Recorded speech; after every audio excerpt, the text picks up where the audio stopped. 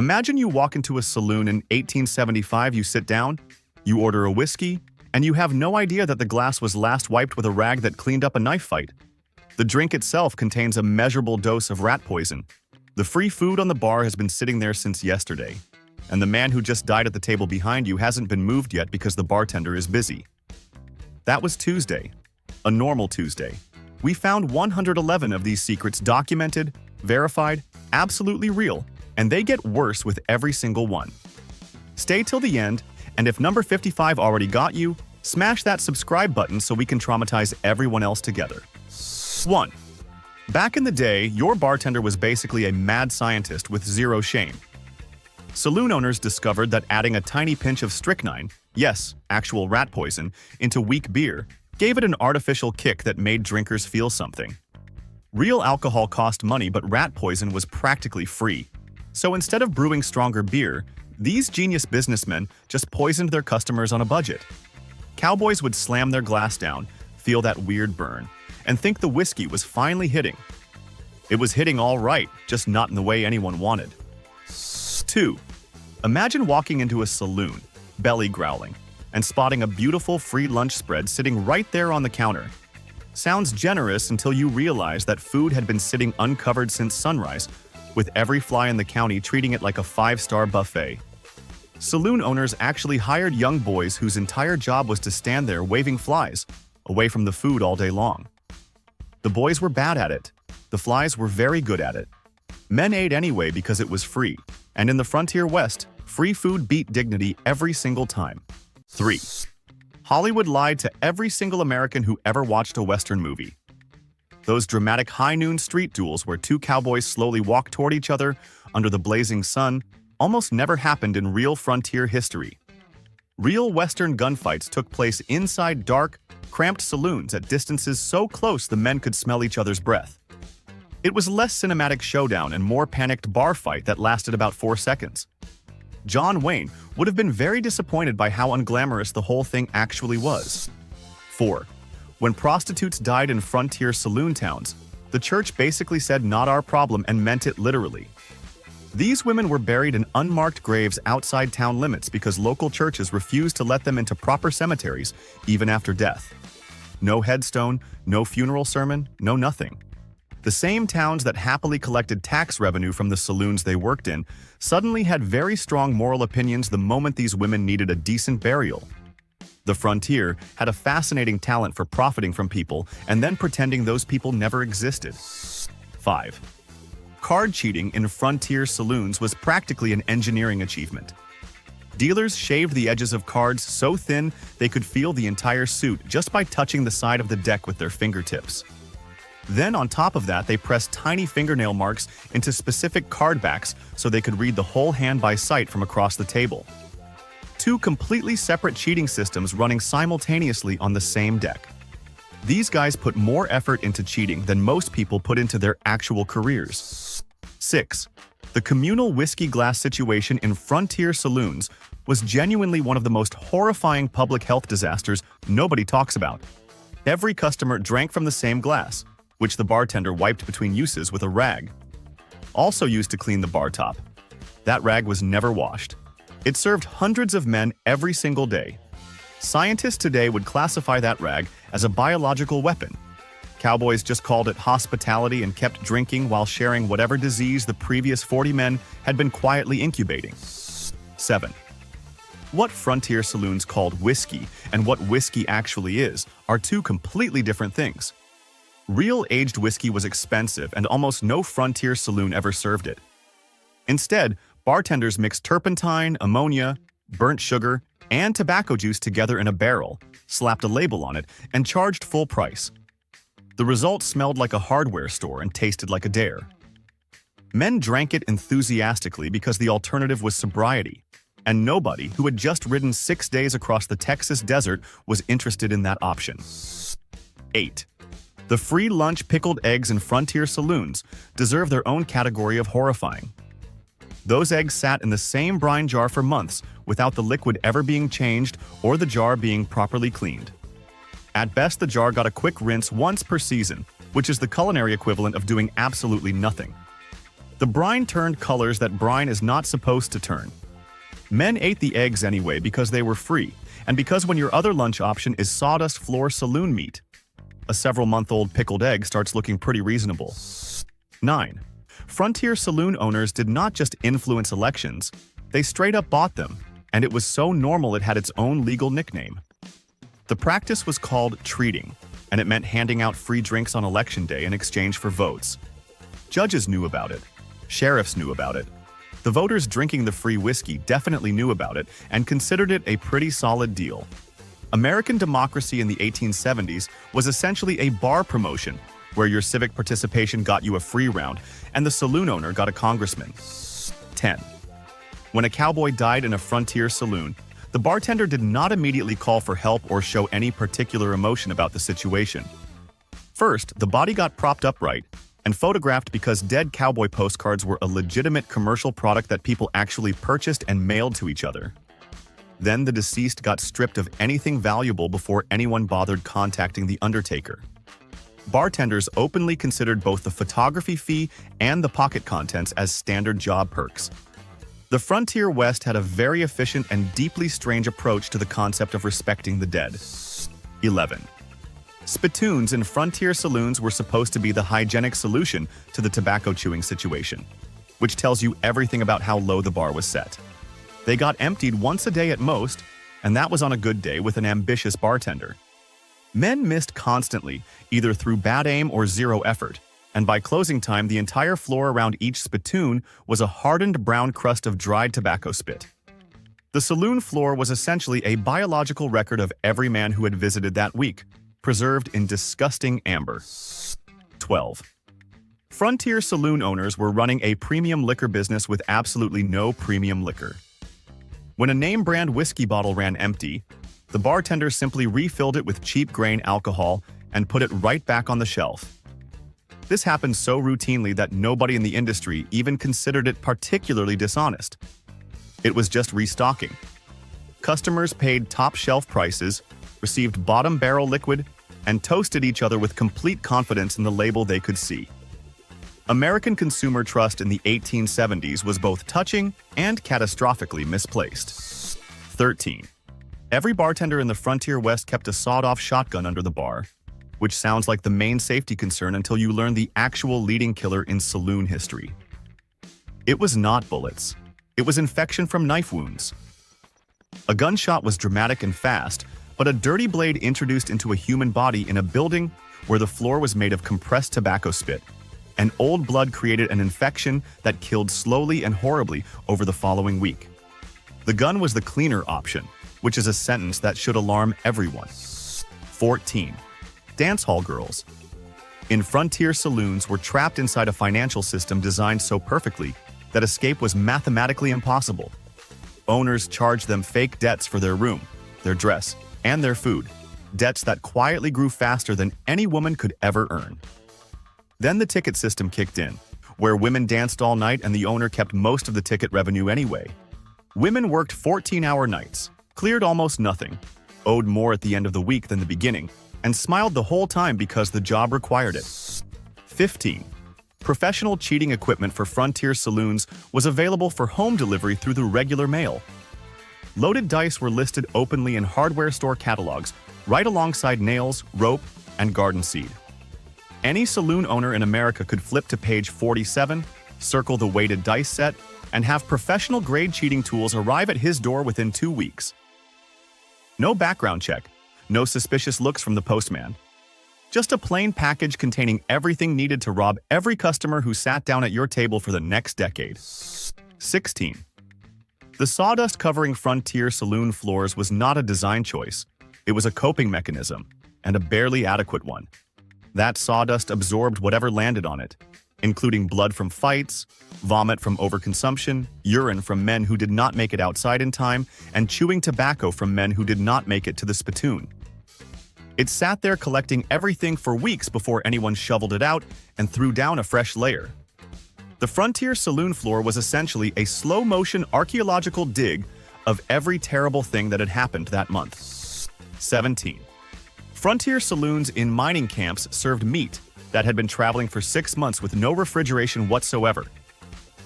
The beef or pork was dried, heavily salted, and packed for the long journey. Then recooked in the kitchen and buried under so many spices that any smell suggesting the meat had opinions about its own freshness became completely undetectable.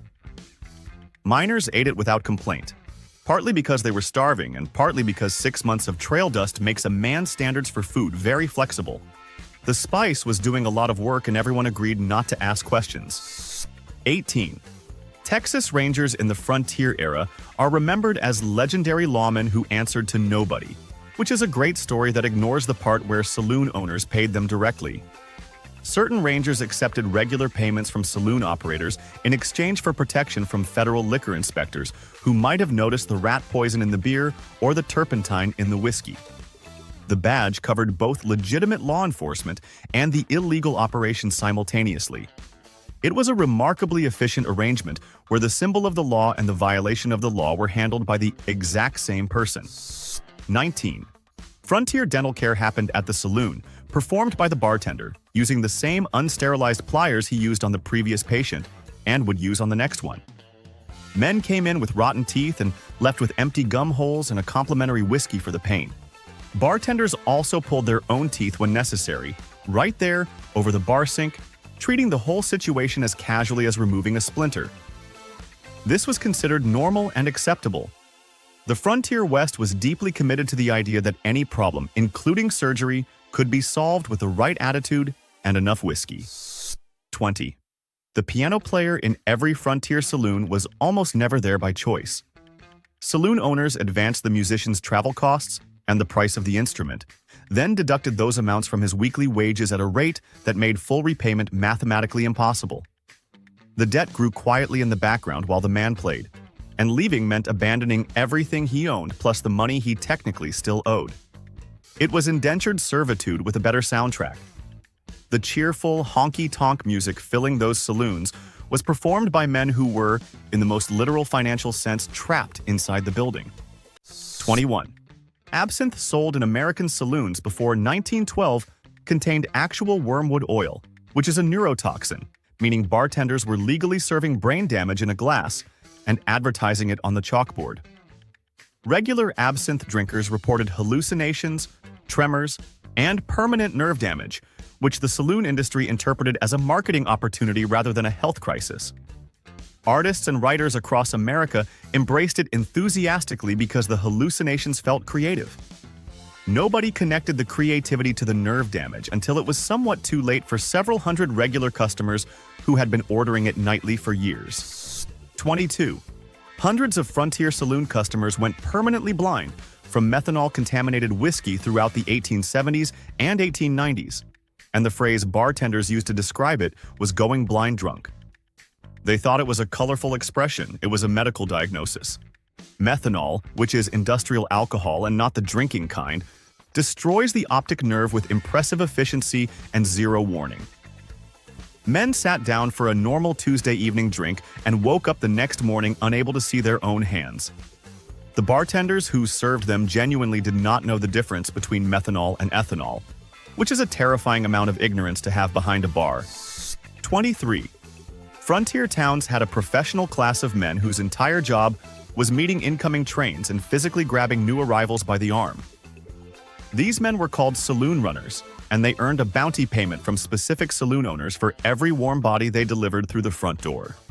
A traveler stepping off the train in Dodge City expecting a moment to get his bearings instead got immediately grabbed by a stranger and dragged at speed toward a building he had never chosen to enter.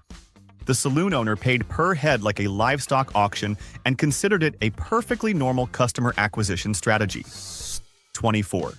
Venereal disease rates among women working frontier saloon towns topped 80%, which is a number that should stop anyone mid-sentence. The only available treatment was mercury rubs applied directly to the skin, and mercury at that dosage causes its own spectacular organ failure, nerve damage, and tooth loss. So the disease was terrible and the cure was also terrible, just in different ways and on a slightly slower timeline. Frontier medicine in the 1870s essentially offered women a choice between two different kinds of progressive physical destruction, presented both options with complete confidence, and charged for the appointment. 25. Gold Rush saloon owners found a way to steal from miners that was so small, it was invisible, and so consistent it was devastating. They hid magnets underneath their weighing scales, which shaved tiny invisible fractions off every single gold dust measurement all day long. Each individual theft was microscopic. Across hundreds of transactions every day for months, the owner accumulated serious stolen wealth while every miner walked away absolutely certain he had been paid correctly because he had watched the scale himself. It was industrialized theft operating in plain sight, protected entirely by the smallness of each individual crime. 26.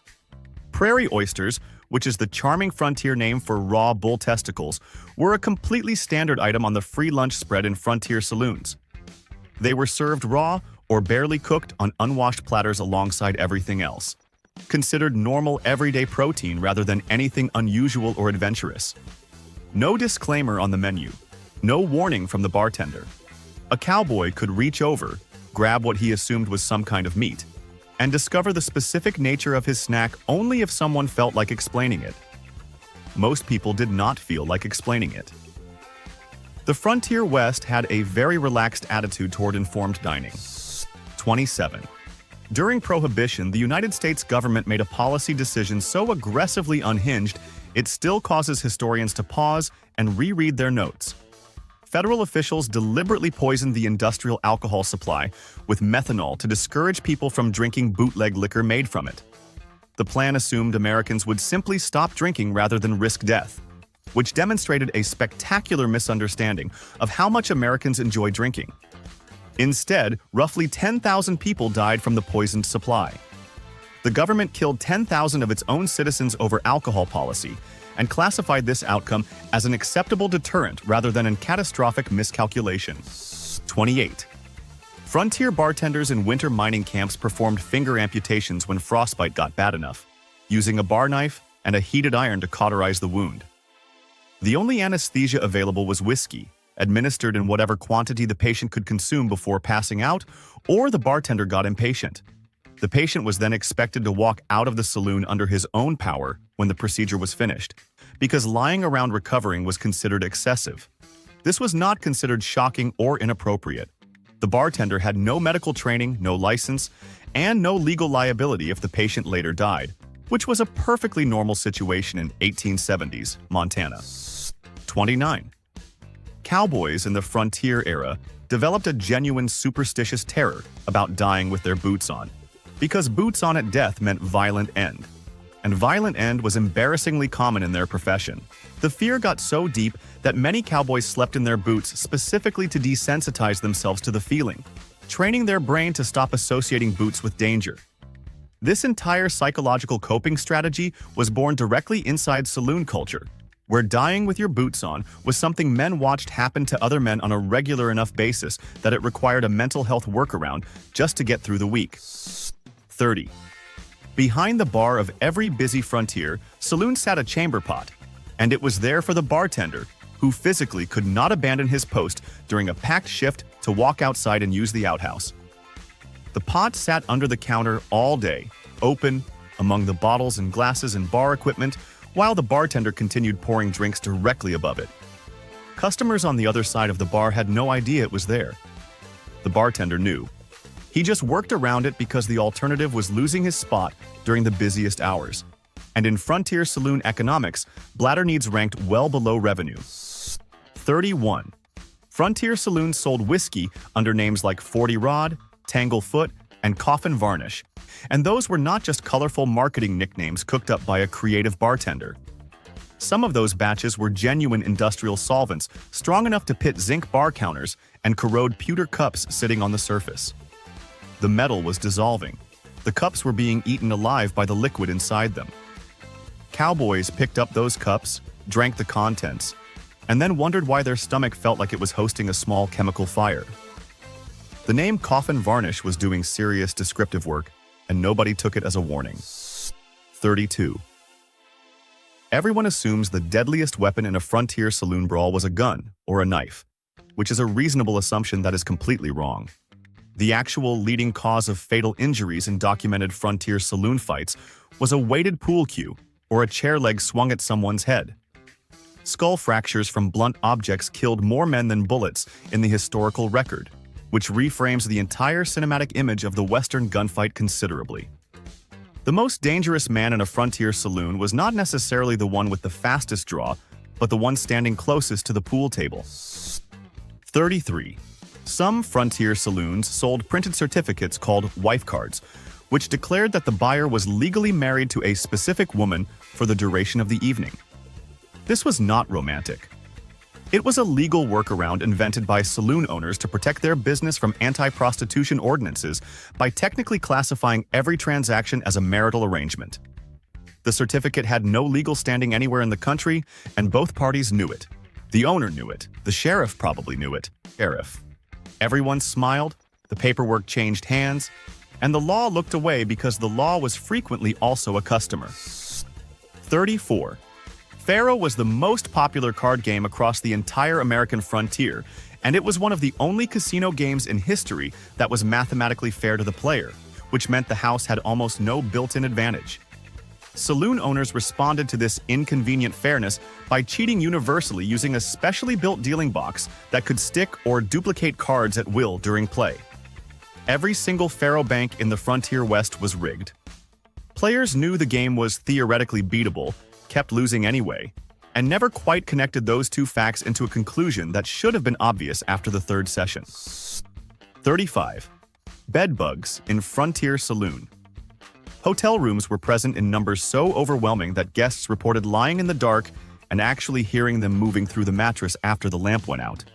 That is an infestation so advanced it had become audible. Management at these establishments did not consider this a crisis requiring action or even an apology. It was classified as a normal condition of frontier lodging, the way a modern hotel might acknowledge that the Wi-Fi can be slow. Guests paid for the room, listened to the mattress move underneath them, and tried to get some sleep before the next day's ride. 36. Frontier Saloon soup pots were never fully emptied, ever. Not once during their entire operational lives. Fresh scraps got added daily to a perpetual boiling stock that in some establishments ran continuously for years without the pot being cleaned or replaced. The cheese situation was equally committed to longevity. Saloon cheese developed molds so thick and so colorful that only the most aggressively green furred sections were trimmed away, before the rest was sliced and served to paying customers. The Frontier West had a farm-to-table philosophy that skipped several important steps in between, including the one involving not poisoning people. 37. Wyatt Earp is one of the most celebrated lawmen in American frontier history, which makes it slightly awkward that he spent a significant portion of his career collecting weekly protection payments from Tombstone saloon owners while simultaneously serving as their peace officer. His badge was not a conflict with the business arrangement. It was the entire point of the business arrangement. The badge made the protection money worth paying because it came with actual legal cover. Arp understood this perfectly. The saloon owners understood it perfectly. The arrangement ran smoothly because everyone involved had a very practical definition of what the word law actually meant. 38. When a man died of alcohol poisoning at a frontier saloon bar, the standard response from staff was to leave him exactly where he was for several hours. Moving a dead body attracted attention, and attention was bad for the atmosphere and worse for business. The deceased stayed in his seat or on the floor, depending on how the situation had concluded, until the smell became impossible to ignore, or the stiffening made the position too obvious to explain to new customers. Only at that point did anyone consider contacting the undertaker. The Frontier Saloon had a very pragmatic and deeply unsentimental relationship with death on the premises. 39. Frontier Saloon owners figured out that if you control what time it is, you control how much people drink, and they acted on this insight immediately. Saloon clocks were routinely set 15 minutes fast, so that last call came earlier than customers expected, pushing men to order additional rounds in a panic before they believed closing time arrived. The men thought they were racing the clock. They were racing a clock the owner had personally adjusted to manufacture urgency. It was psychological manipulation using a timepiece, and it worked every single night on men who were already too drunk to do basic arithmetic about what time they had arrived. 40. Lead acetate, known in chemistry circles as sugar of lead, was stirred into sour or low-quality frontier whiskey to smooth out the bitterness and make undrinkable batches taste acceptable. It worked beautifully as a flavor fix and caused slow, cumulative lead poisoning in anyone who drank regularly at the same establishment over months or years. The symptoms of lead poisoning, including confusion, weakness, and organ failure, were indistinguishable from what heavy frontier drinking already looked like, which meant the poisoning went completely undetected. Men got sicker, kept drinking, blamed their own constitution, and the bartender kept stirring in the sugar of lead because the batch tasted much better with it. 41. Frontier Saloon chili had a flexible definition of meat that expanded dramatically based on what had recently died in the vicinity. Horse meat, mule, and dog were all documented additions to the chili pot in cattle towns across Texas and the surrounding territories. The policy was simple and efficient. Any animal that died nearby got butchered and added to the pot before the body had time to cool down significantly. Cowboys ate the chili enthusiastically, complimented the cook on flavor, and asked no follow-up questions about ingredients, partly from politeness and partly because on the frontier, knowing exactly what you were eating was a luxury that rarely improved the experience. 42. Doc Holliday is remembered as one of the great gunfighters of the American frontier, a man of lightning reflexes and deadly accuracy in a fair fight. The historical record tells a somewhat different story. His most lethal and documented moments almost universally involved shooting men in the back or from a position of ambush rather than anything resembling a formal duel. The famous frontier quick draw was, in most documented cases, an assassination with extra steps and a better publicist. Dime novelists got hold of the story, removed the ambush parts, and created a legend that the actual participants would have found both flattering and almost entirely fictional. 43. Chloral hydrate, which most people know today as knockout drops, was sold openly and legally to frontier saloon owners throughout the late 1800s, marketed under the genteel description of a calming agent for difficult customers. Owners used it routinely to incapacitate men who were causing trouble, or more frequently, men who simply appeared to have money and not enough friends present to notice what was happening. The customer went unconscious, got robbed thoroughly while the bar continued operating around him, and woke up later with a headache and missing wallet, which the saloon staff attributed to his own drinking. It was a perfect crime because the victim had already provided his own alibi. 44. Frontier bartenders developed an engineering solution to the problem of giving customers less whiskey than they paid for without anyone noticing. Glass bottoms were manufactured extra thick, so a glass that appeared completely full to the customer, looking at it from above, actually contained roughly 20% less liquid than a normally bottomed glass of identical size. The customer saw a full glass, paid for a full glass, and received 80% of a full glass.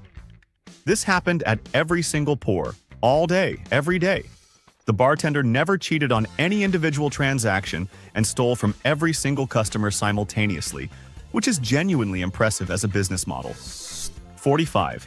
Chuckwagon cooks who followed cattle drives across Texas and the surrounding territories sold their leftover food to frontier saloons when the drive ended. And leftover here means meat that had traveled over 1,000 miles in open air through summer heat with no refrigeration of any kind. That meat arrived at the saloon kitchen, got reheated, and went directly onto the free lunch spread without a single question being asked about its journey or current opinions about its own freshness. Miners and cowboys ate it because it was there.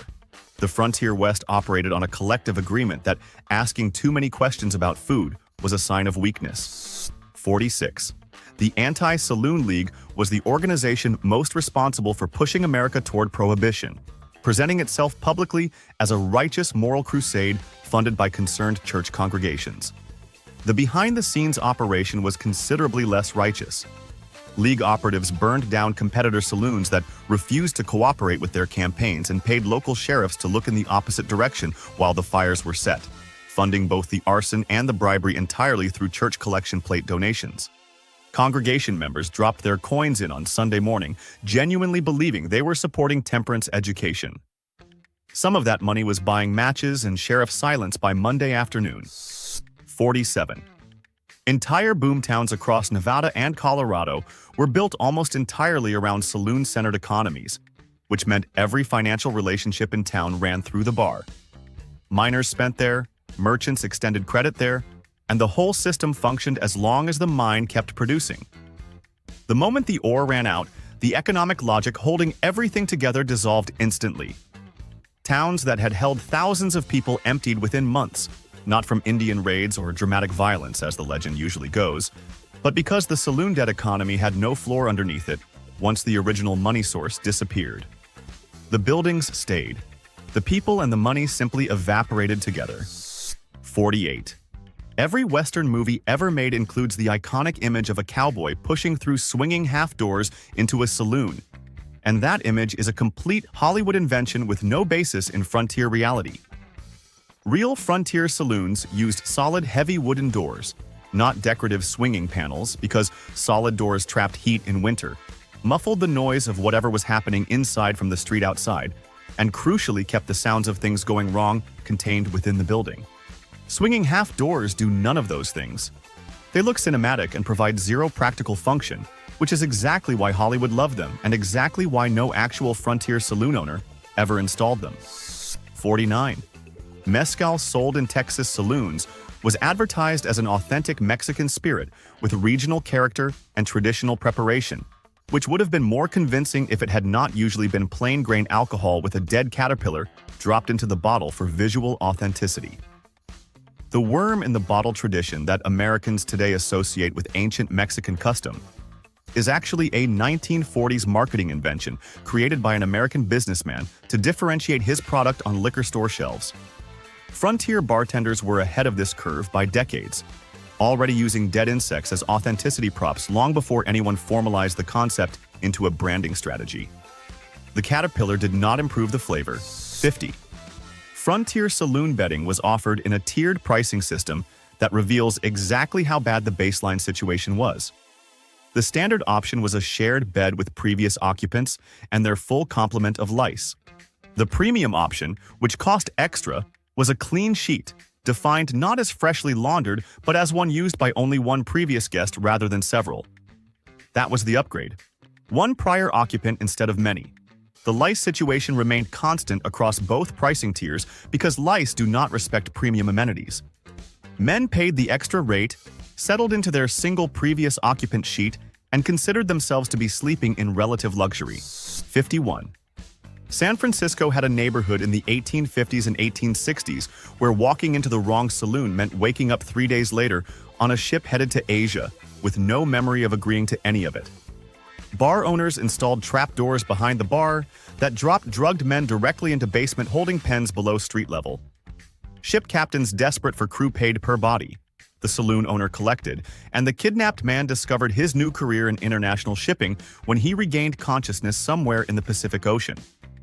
The practice was called shanghaiing, and it was a genuine local industry with regular customers on both the buying and selling side. 52. Frontier Saloon. Madams kept detailed coded record books listing the names and very specific preferences of every judge, sheriff, and city councilman who visited their establishments. And those books were not maintained out of hospitality or good customer service instincts. Blackmail was not a spontaneous crime of opportunity in frontier saloon districts. It was a planned and budgeted business model with its own dedicated record-keeping system. The madam who ran the most successful operation in town was frequently the most politically powerful person in that town, because she held documented evidence about every man responsible for enforcing the laws she was technically breaking. 53. Some frontier saloon poker games used chips that were molded from compressed chalk rather than clay or ivory, which looked completely identical to legitimate chips until a player tried to cash out a large winning stack. At exactly that moment of maximum confusion during a big hand, dealers swapped the real chips for the chalk duplicates, and the winner walked to the cashier with a fortune in chips that crumbled or dissolved on contact with any moisture. The player had watched his stack the entire game, seen nobody touch it, and still somehow arrived at the window holding a handful of expensive dust. It was a magic trick disguised as a card game. 54. The hardtack crackers sitting in open boxes on frontier saloon free lunch trays were frequently Civil War military surplus, meaning they had been manufactured for soldiers during a war that ended years or decades before the cracker reached the saloon counter. Hardtack has an essentially infinite shelf life under dry conditions, which the military considered an asset, and frontier saloon owners considered a free inventory opportunity. Men bit into crackers that had technically been baked for a completely different American crisis, stored in open containers where anything could access them, and served without comment or expiration date because the frontier did not have a concept of expiration dates. 55. United States senators and sitting members of Congress held direct ownership stakes in saloon chains while simultaneously casting votes on federal liquor tax legislation, which was a conflict of interest so obvious it apparently required no concealment. Washington, D.C. saloon owners extended unlimited lines of credit specifically to lawmakers, with the understanding that the debt would be quietly forgiven in exchange for favorable votes on alcohol policy. Two completely separate corruption systems operated simultaneously on the same politicians. The lawmaker owned the saloon owned the lawmaker's debt, and the debt owned the vote. It was a closed loop of influence that functioned beautifully for everyone except the American public. 56. No Sunday drinking laws existed across most of the American frontier throughout the 1870s and 1880s, and frontier saloon owners obeyed them with complete consistency in the sense that they did not obey them even slightly. Sunday was documented as the single highest revenue day of the week in nearly every frontier saloon in America without exception. The laws were posted. The sheriff knew. The congregation filing out of the Sunday sermon could hear the saloon from the church steps. Everyone had a comfortable arrangement where the law existed on paper, the drinks flowed in reality, and both sides of that contradiction somehow coexisted peacefully every single week. 57. Creosote is the wood tar compound used to preserve railroad ties from rot and insects, and frontier saloon bartenders stirred it into cheap whiskey to create an artificial smoky flavor that convinced customers the batch had been properly aged and smoked. It worked as a flavor additive in the same way that many poisons work, meaning it produced a noticeable and even pleasant effect while quietly damaging the body of whoever consumed it regularly. Creosote is a documented human carcinogen. Men drank the smoky frontier whiskey, complimented the bartender on the rich flavor profile, and added slow-developing cancer to the long list of things their saloon habit was doing to them. 58. Some frontier saloons solved their waste disposal problem by piping raw sewage directly from the building into the nearest river, which would have been an unremarkable infrastructure decision, except that the same river served as the town's primary drinking water supply. The saloon then mixed drinks using water drawn from that same river and sold those drinks to customers sitting at the bar directly above the sewage pipe. The system formed a perfect and efficient circle in which the saloon produced the contamination, sold the contamination back to its own customers, and collected money at both ends of the transaction without any party fully understanding what they were participating in. 59. Ear biting was a documented and deliberately practiced fighting technique in frontier saloons, treated as a legitimate combat method rather than an act of desperation or insanity. Several men in western cattle towns were recorded as carrying a preserved human ear in their vest pocket as a permanent trophy from a previous fight, displayed casually the way a modern person might show a photograph. The ear was proof of victory, a physical credential in a social environment where reputation was enforced physically. Multiple missing ears in a single cattle town created no particular public alarm because in a place where the floor was tobacco spit and the whiskey was turpentine, a missing ear barely registered as remarkable. 60. Some frontier saloon owners expanded their operations by building crib rows directly next door, which were rows of tiny single-room structures where women were required to receive up to 40 clients per day, with no scheduled breaks, no days off, and no mechanism for refusing any individual customer. 40 clients in a single day with no rest. The math on the human cost of that schedule is not complicated, and nobody running the operation was doing that math with any concern for the answer. The saloon collected on the drinks, the crib row collected on everything else. The women in between collected nothing except the debt they still somehow owed at the end of each shift. 61. Frontier saloon owners had a surprisingly cooperative relationship with the professional card cheats who operated at their tables, and cooperative is a generous word for what was essentially a negotiated crime-sharing arrangement. The owner allowed known cheats to run their cons freely on customers inside his establishment in exchange for a prearranged percentage cut of every winning. The cheat provided the skill, the owner provided the location and the whiskey, and the customer provided the money that funded both of them. The only party in the arrangement who did not know he was participating in it was the one financing the entire operation from his own pocket. 62. Rats drowned in open whiskey and beer barrels in frontier saloons with enough regularity that bartenders developed a standard policy for handling the discovery. That policy was not to discard the barrel. Discarding a barrel of product cost real money, and real money was not spent on sanitation gestures when a perfectly functional alternative existed. The barrel got sealed, relabeled if necessary, and sold at full retail price to whoever was next in line at the bar. The rat had not improved the flavor but had also not technically added anything worse than what the barrel already contained, which the bartender found to be a reasonable argument for proceeding with the sale. 63. Frontier judges held fully official court proceedings inside saloon buildings throughout the 1860s and 1880s, issuing legally binding death sentences from the same bar where men had been drinking an hour earlier. The judicial fee for these services was collected in drinks rather than currency, which the judge considered a perfectly acceptable form of professional compensation. Warrants were signed on the bar top using whatever surface was available between glasses.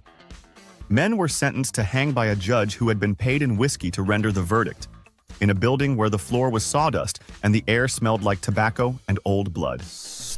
64. Frontier bartenders mixed cocaine powder directly into whiskey shots and sold the combination as an energy tonic, advertising it openly on chalkboards alongside the regular drink menu, because cocaine was entirely legal, completely unregulated, and considered a legitimate medicinal ingredient until the Harrison Act of 1914 changed the situation considerably. Men who felt sluggish after a long day of mining or cattle driving ordered the tonic, felt an immediate and dramatic improvement in their energy and confidence, and became loyal repeat customers without fully understanding why this particular saloon's whiskey hit so differently than everywhere else.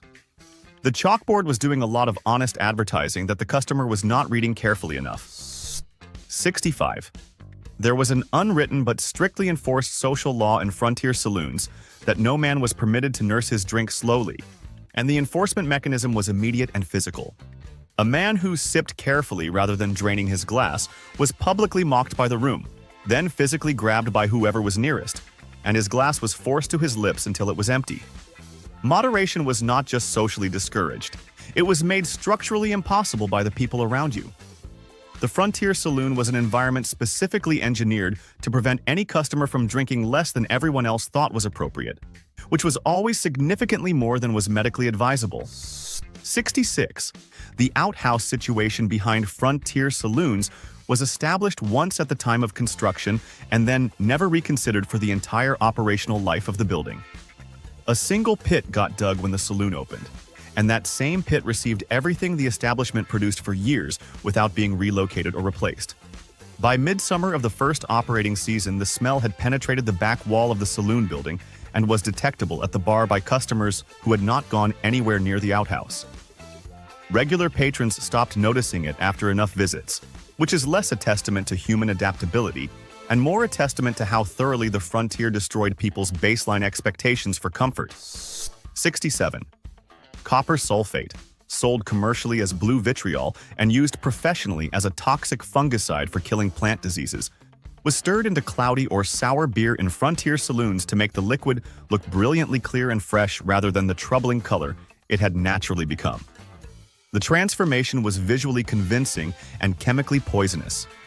A beer that looked perfectly clean and well-kept was now also a mild poison delivery system for whoever drank it. The customer saw clarity and freshness. The bartender saw a problem solved. The customer's body discovered the truth on a slightly delayed timeline that the bartender would not be present to observe or take responsibility for. 68. Nose biting was a recognized and regularly employed combat tactic in frontier saloon brawls, used deliberately as a fight-ending move rather than as a random act of desperation. The results were permanent and visible, and permanently disfigured men were common enough in western cattle towns that a missing nose on a man's face attracted no more attention than a scar on his hand. Several men in documented frontier records were missing significant facial features as a direct result of saloon disputes that escalated to biting range. The Frontier West produced a remarkable number of men whose faces told very specific stories about which particular saloons they had chosen to spend their evenings in. 69. Several actual operating saloons across Montana, Idaho, and Wyoming used the name Bucket of Blood as their official business name, printed on their signs and listed in local directories, and that name was earned through observable reality rather than invented for atmosphere. The floor drains in these establishments ran visibly red after weekend nights from the volume of fight-related injuries processed on the premises. The owners did not consider this name bad for business. In frontier cattle towns, the name Bucket of Blood apparently communicated authenticity and a certain reliable excitement, rather than functioning as the warning sign it would represent in any other context in human history. 70. Shell game operators in frontier saloons always planted a paid accomplice in the crowd before the game began, and that accomplice had one specific job: to win loudly, dramatically, and publicly before any real marks were invited to participate. The accomplice celebrated his win with convincing enthusiasm, collected his money visibly, and made the whole operation look effortlessly beatable to everyone watching. Modern marketing professionals have a technical term for this psychological manipulation technique, which is social proof, the principle that people trust something more when they see others succeeding at it. Frontier con artists had been running a fully operational social proof campaign in saloon back rooms decades before anyone in marketing gave the concept a name. 71. Frontier saloon kitchens cooked beans and stews rendered in whatever fat was available and affordable, which in remote mining camps occasionally meant whatever the camp surgeon had recently produced during medical procedures. Documented frontier surgical records confirm that human fat from amputated limbs was rendered and used in camp cooking, including in saloon kitchens serving the same mining population. The miners eating the stew and the miners losing limbs in the medical tent were frequently the same community of men eating from the same pot. The Frontier West had an extremely efficient approach to waste reduction that modern sustainability advocates would find both inspiring and deeply upsetting. 72. Calamity Jane's famous reputation as a wild and unpredictable frontier woman was not a spontaneous personality that emerged organically from her own spirit and life experiences. Specific saloon owners hired her deliberately to physically assault men who refused to pay their tabs or caused problems on the premises, and her wild woman persona was employer branding, carefully cultivated and professionally useful to the businesses that paid her. The legend that followed her through history and eventually into movies and novels was originally a job description written by a saloon owner who needed someone intimidating enough that customers paid their bill rather than argued about it. 73. A significant number of frontier saloon bartenders were wanted criminals operating under assumed names in towns that had no way of verifying who anyone actually was.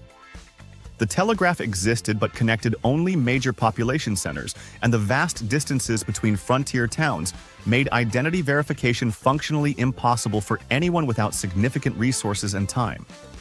A man could ride into a new territory, invent a completely different name and personal history, and begin serving drinks the following morning with no documentation required and no questions asked. Several notorious criminals spent years behind frontier bars in the most literal sense, serving whiskey to customers who had no idea they were drinking from a wanted man. 74. Poker holdout machines were spring-loaded mechanical devices worn strapped inside a sleeve cuff, and they could physically swap a card from a player's visible hand into a hidden interior pocket in under 1 second with no detectable movement visible to anyone watching. These devices were manufactured professionally, sold through mail-order catalogs, and worn by card cheats in frontier saloons across the country for decades. A player could sit across the table watching another man's hands every second of every hand and still never see the swap happen. The technology was that precise. The frontier card cheat had access to mechanical cheating equipment that was genuinely more sophisticated than most people assume existed in that era. 75. Frontier saloon mirrors were almost never cleaned from the day they were installed to the day the building closed, and the cumulative effect of that policy was visually dramatic in a way that worked against the entire purpose of having a mirror. Tobacco smoke, alcohol vapor, and grease from cooking and human proximity built up into a brown film layer by layer over months until the mirrors reflected only approximate shapes rather than recognizable faces. A man trying to check his appearance in a Frontier saloon mirror was essentially consulting a brown rectangle for information it was no longer capable of providing. The mirrors stayed on the walls because taking them down required more effort than anyone was willing to invest. 76. Rattlesnake bite was a genuine and terrifying hazard of frontier life, and Frontier saloons had a cure available at the bar that contained opium, chloroform, and raw grain alcohol, marketed specifically as a snakebite treatment and sold with complete confidence to anyone who needed it. It did not treat snakebite in any medically meaningful way. What it reliably did was render the patient completely unconscious within a short period, which customers and their companions interpreted as the body healing and resting rather than as the body being chemically knocked out. Men woke up groggy and alive, attributed their survival to the saloon remedy, and became enthusiastic repeat customers for a product that had done absolutely nothing for the original problem. 77. Wyatt Earp's famous buntline special, the extra long-barreled Colt revolver that became one of the most recognized weapons in Frontier legend, had a significant practical problem with its legendary status. A barrel that long made the gun physically too slow to draw from a holster in any situation where speed mattered, which is most situations involving gunfights. Most historians who have examined the documentation now believe the specific gun was invented by a dime novelist rather than actually carried by Earp in the field. The weapon existed as a concept in popular fiction long before any physical evidence of Earp owning one appeared, and the legend was simply more interesting than the truth, which is how most Frontier legends achieved their final form. 78. Some Western saloons mounted coin-operated telescopes in their main bar rooms, aimed with precision at the upper floor windows of the brothels located in the adjacent buildings, and charged customers 5 cents per look as a legitimate additional revenue stream operating openly alongside the drink sales. The telescope was bolted to the bar. The price was posted. Men lined up and paid.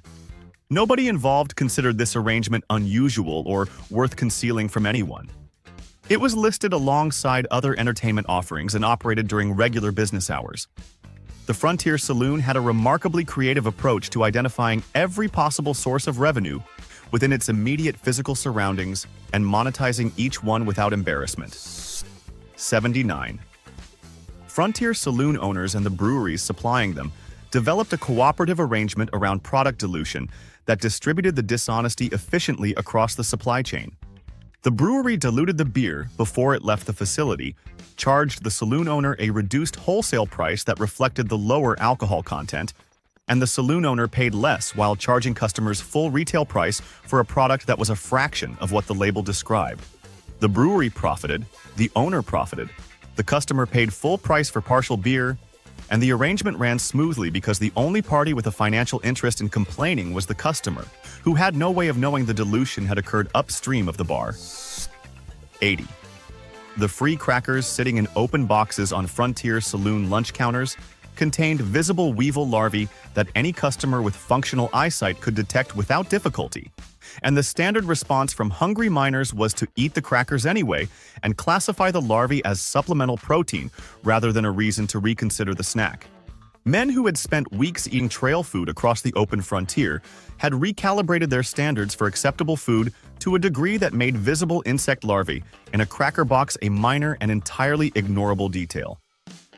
The Frontier West had a consistent talent for taking things that should have been deal breakers and turning them into something men shrugged at between bites. 81. The saloons clustered around Washington, D.C. Is Capitol Hill were not there by accident or because the rent was affordable in that particular neighborhood. Saloon owners made calculated real estate investments specifically based on proximity to congressional offices, understanding that a lawmaker who could walk to your bar after a session was a lawmaker you could influence before the next one. The closer the bar stool was to the vote, the more valuable the bar stool became as a political instrument. Several of the most influential liquor policy decisions in American history were shaped less by floor debate and more by conversations happening 2 blocks away. Over drinks the congressman was not paying for himself. 82. Tuberculosis tore through frontier saloon communities with devastating efficiency, and the delivery mechanism was the shared tin drinking cup that every establishment kept on the bar as standard hospitality equipment. Every customer drank from the same cup, wiped with the same rag, passed to the next man without hesitation because sharing a communal cup was considered normal and generous rather than a biological catastrophe in slow motion. The bacteria traveled from mouth to mouth across hundreds of men per week. Public health campaigns eventually forced the common cup out of existence in the 1910s, by which point it had already done decades of quiet and thorough damage to frontier populations. 83. Frontier saloons in cattle towns kept running chalk tallies on the wall next to each regular customer's name, recording every drink ordered across every visit. And the system worked beautifully for the owner because the customer doing the drinking was frequently too intoxicated to track his own consumption with any accuracy. Men signed tab slips at the end of the night without reading them, agreeing to totals they had no memory of accumulating and no capacity in the moment to dispute. The chalk wall was the owner's accounting system, and the drunk customer's signature was the legally binding confirmation. It was a credit system specifically designed to function best when the debtor was least capable of reviewing the terms. 84. Frontier bartenders performed a continuous rotation of tasks throughout every shift that would alarm any modern public health inspector who took the time to observe the sequence carefully. Handling coins from customers, touching raw meat on the free lunch spread, wiping the bar surface with the permanent rag, and pouring drinks directly into glasses all happened barehanded in unbroken rotation all day without a single hand washing occurring between any of these activities. The coins carried whatever the previous 40 men had been touching. The meat carried whatever the trail had introduced to it. The rag carried everything. The drink received all of it, and the customer paid for the privilege. 85. Ice was a luxury in frontier saloons that customers requested specifically because a cold drink felt civilized and premium in an environment that was neither of those things.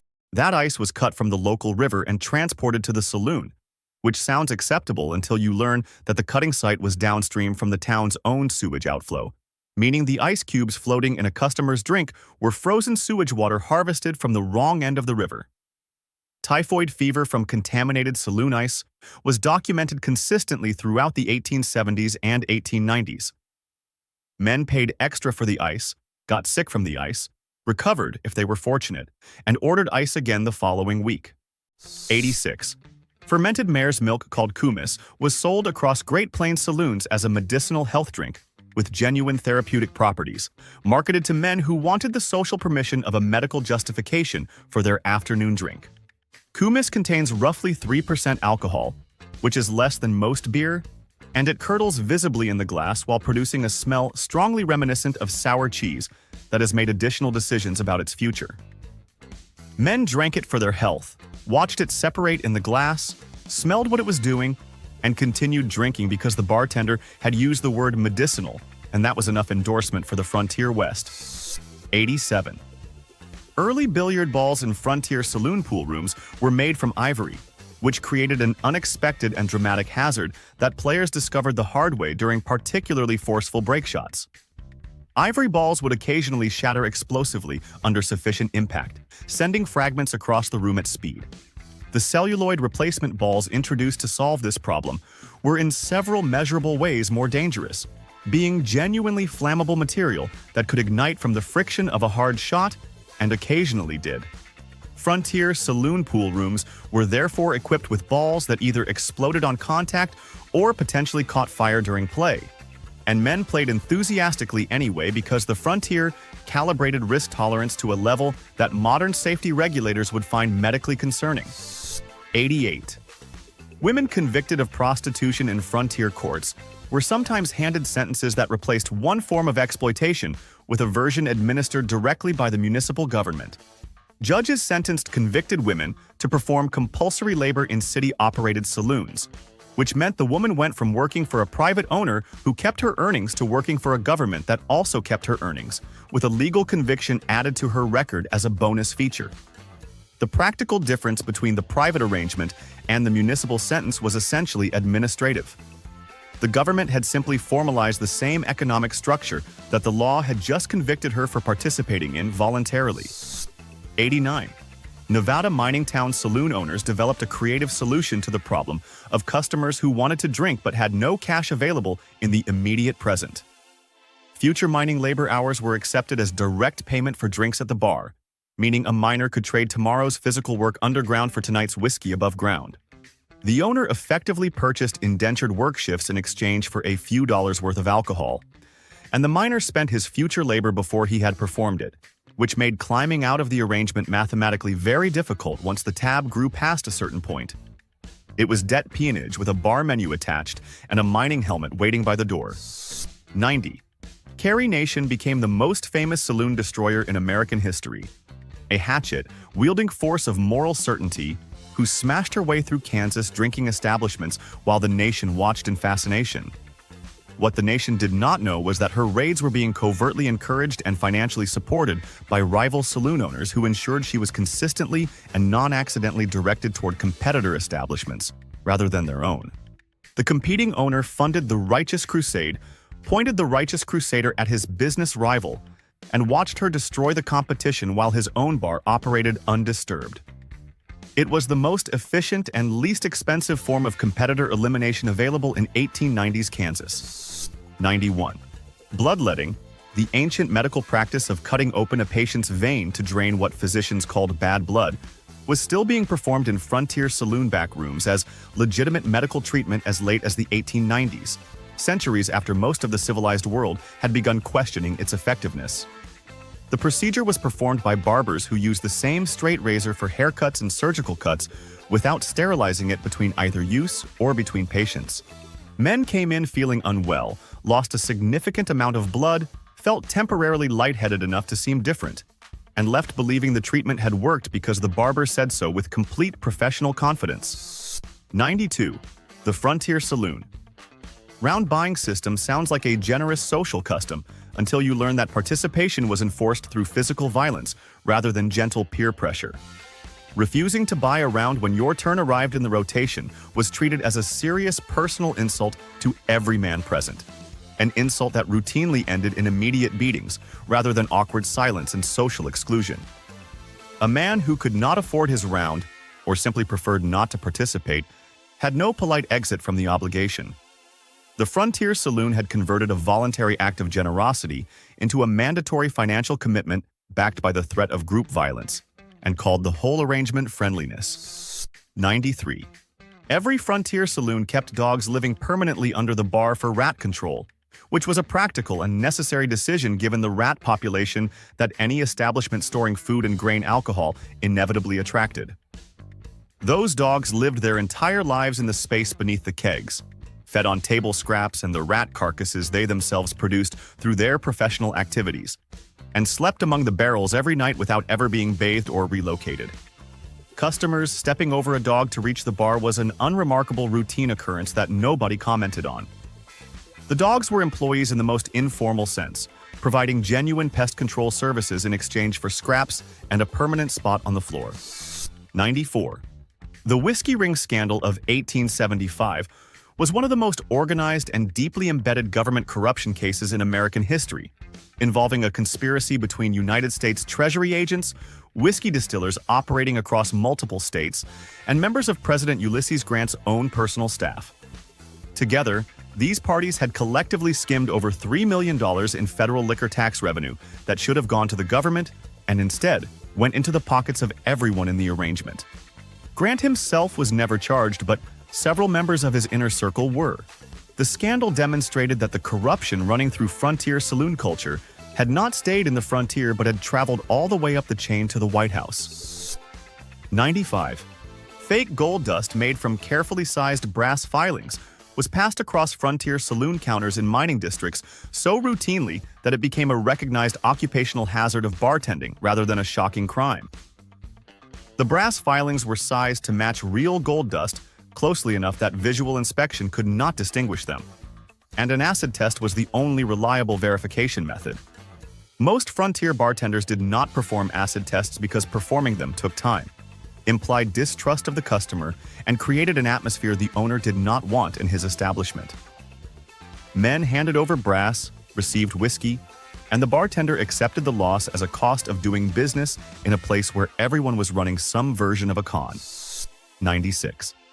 Some frontier saloon kitchens kept pig pens directly behind the building, which sounds like efficient farm integration until you examine what the pigs were actually being fed.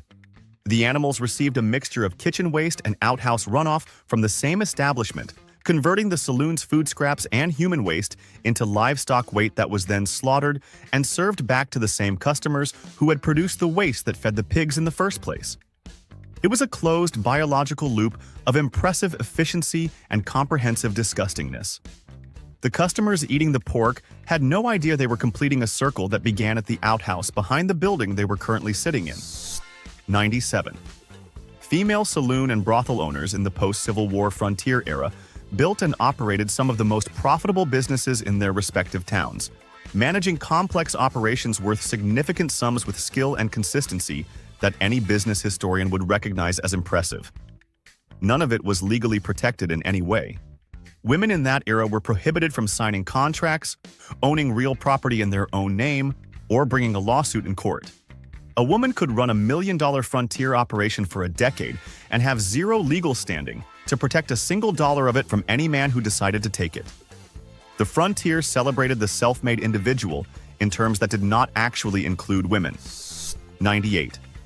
The very first jukebox installed in an American establishment was placed in a San Francisco saloon in 1889, making the saloon the birthplace of one of the most culturally significant entertainment technologies in American history.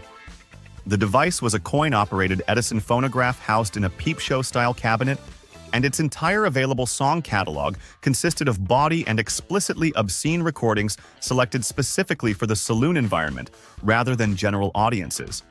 The invention that would eventually play Frank Sinatra in diners and rock and roll in soda shops across suburban America began its existence playing material that could not be described in a family publication, in a building where the floor was sawdust and the whiskey was turpentine. 99. The slop trough running behind the Frontier Saloon Bar was a drainage channel that collected everything that spilled, dripped, or sloshed off the counter during a busy shift, including spilled beer, backwash from glasses returned by customers, and general counter drippings from a surface that had seen everything. When the draft barrel ran low toward the end of a busy night and running dry meant lost revenue, the collected liquid from the slop trough was strained through whatever was available and poured directly back into the serving barrel, rather than wasted. The customer who ordered the last round of the evening was drinking a beverage that had already been partially consumed and returned by an unknown number of previous customers. 100. New Orleans saloon bouncers in the 1870s carried leather whips as standard professional equipment and used them on unruly customers and on women, working the premises interchangeably, with no legal distinction made between the two applications and no legal consequence following either one. The whip was a recognized tool of the trade the way a modern bouncer might carry a radio or wear a specific jacket. Courts in that era did not produce records of prosecution for either use because neither use was considered to constitute a legal offense worth pursuing. The frontier justice system had a detailed and specific sense of which behaviors required intervention and which ones were simply part of the normal operation of a saloon on a busy night. 101. Frontier bartenders diagnosed illness, set broken bones, prescribed treatment, and performed minor surgical procedures on customers who had nowhere else to go, doing all of it with zero medical training, zero licensing requirements, and zero legal liability if the patient died following their advice or intervention. A man who came in with a dislocated shoulder or a fever left with whatever the bartender had confidently decided was the correct response, administered with the same certainty a trained physician might project while possessing none of the underlying knowledge. The Frontier West had an impressive tolerance for medical confidence completely untethered from medical competence, and bartenders delivered both the whiskey and the diagnosis with equal authority. 102. The United States Secret Service was established in 1865, and most Americans assume it was created to protect the president, which is a reasonable assumption that is completely incorrect.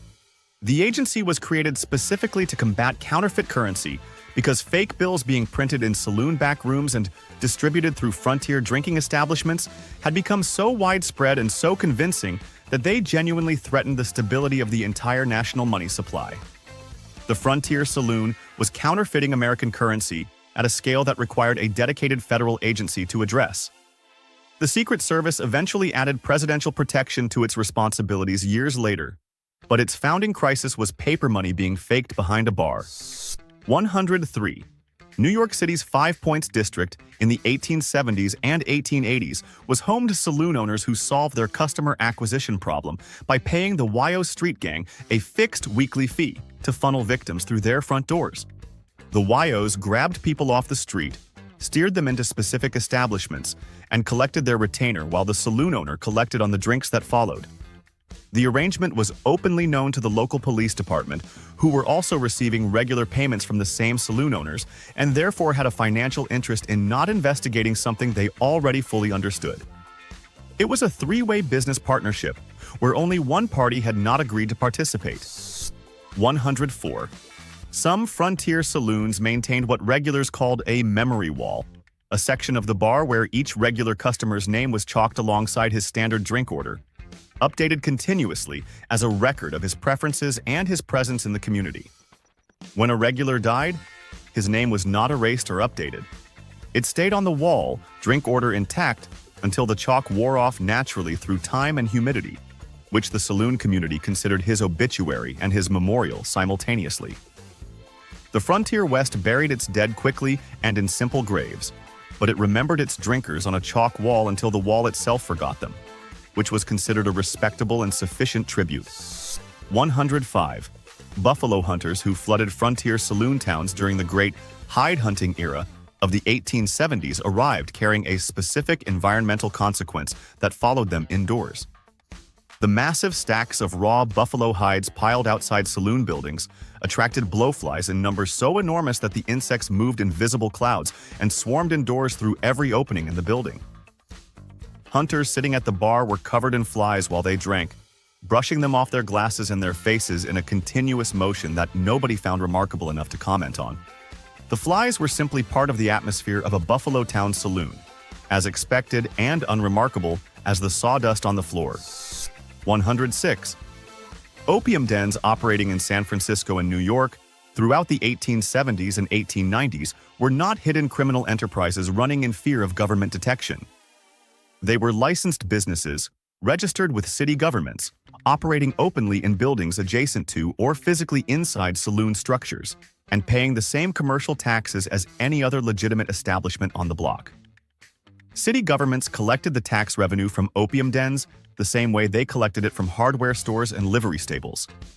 The frontier American city had a pragmatic relationship with vice that centered less on moral objection and more on whether the operation was generating taxable income, and opium dens were generating taxable income quite reliably. 107. Some frontier saloon owners discovered that Sunday mornings presented a revenue opportunity that the traditional Sabbath schedule left completely unexploited, and they addressed this gap by paying traveling ministers to deliver church sermons directly inside the bar on Sunday mornings.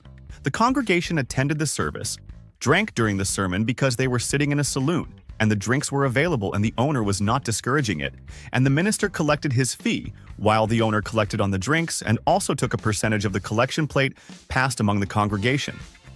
God and whiskey shared the same room on Sunday morning, and the saloon owner collected revenue from both simultaneously without apparent conflict. 108.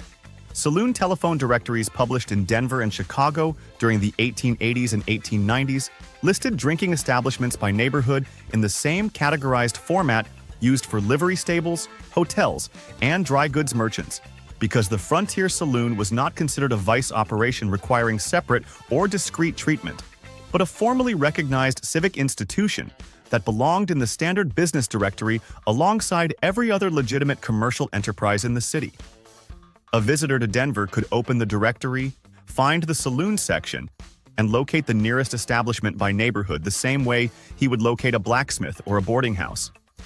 The saloon was infrastructure, listed accordingly, and nobody found the categorization unusual. 109. Black saloon owners in post-Reconstruction Texas and Oklahoma built and operated legitimate businesses in an era when doing so required navigating constant and violent hostility from white competitors who viewed their success as an economic threat requiring elimination rather than competition requiring a response. Establishments owned by black entrepreneurs were burned down by those competitors. The cleared land purchased immediately afterward at a fraction of its actual value from owners who had just lost everything and had limited legal recourse in courts that were not designed to rule in their favor. The violence was a real estate strategy as much as it was racial terrorism, and it worked with devastating efficiency across dozens of frontier communities. 110. The Missing Man Table ceremony performed today at American military memorial events, featuring one empty chair and one untouched glass left as tribute to fallen service members, carries a direct and largely uncelebrated connection to frontier saloon culture. The ceremony descends from the frontier saloon custom of leaving a dead regular's bar stool vacant and placing a full untouched glass on the bar in his spot for exactly 1 year following his death. The cowboys and drifters of the 1870s frontier invented a memorial tradition that traveled from sawdust floor saloons through American military culture and eventually into formal memorial ceremonies conducted with flags and dress uniforms, with almost nobody aware of where the ritual originally came from. 111. When Prohibition arrived in 1920 and made everything the frontier saloon had been doing for 50 years suddenly and officially illegal, Chicago saloon owners responded with a creative rebranding effort that changed absolutely nothing except the words above the door. Over 1,300 formerly legal saloon buildings in Chicago alone converted overnight into establishments called soft drink parlors, a name suggesting an entirely different kind of business serving an entirely different product to an entirely different clientele. The same illegal alcohol was served in the same glasses to the same regular customers by the same bartenders in the same buildings. The sign said soft drinks. The glass said otherwise. America raised its glass to Prohibition and drank right through it. And that is just the surface of how absolutely unhinged American saloon history actually was. Every single fact in this video was real, documented, and somehow more disgusting than the one before it. If your brain is equal parts horrified and entertained right now, then you are exactly where dumb history wants you. Smash that like button, because these bartenders deserve to be remembered for their crimes. Subscribe to Dumb History so you never miss another episode of history being way dumber and way grosser than your textbook ever admitted. And drop a comment below telling us which fact made you the most grateful to be alive in a time with health codes.